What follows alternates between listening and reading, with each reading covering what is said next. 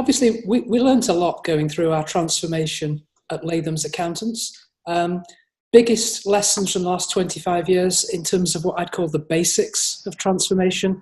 I think with the benefit of hindsight, there were really three simple things that probably sound obvious now, but were pretty crucial to help us getting off first base.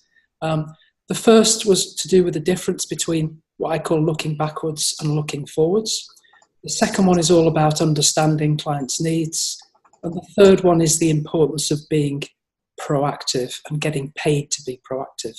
So taking those in turn, number one, CPAs, they're used to working in the past. They work on compliance, they look backwards.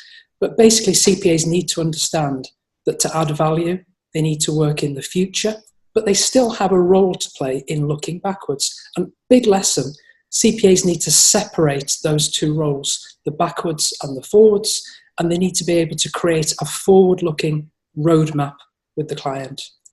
Number two, if a CPA is going to be looking forward and be proactive, then they really need to understand the client's needs properly. And the truth is, most CPAs, they understand very little about their client's business needs or their personal planning needs. And most CPAs have no system to actually find those out. And what we found was that CPAs need to create a systematic diagnostic process. And I think the key word is systematic. If they have a systematic diagnostic process, it allows them to understand needs and then really scale the opportunities that they're going to discover. And then finally, CPAs, really they're used to being reactive in style. I notice it very much in the US. They're very reactive in their style and they need to become proactive. Clients clearly prefer and value proactive. But the big lesson was that CPAs need to understand that if they're going to get paid to be proactive, their hours-based model will probably prove to be, I was going to say worse than useless, really counterproductive.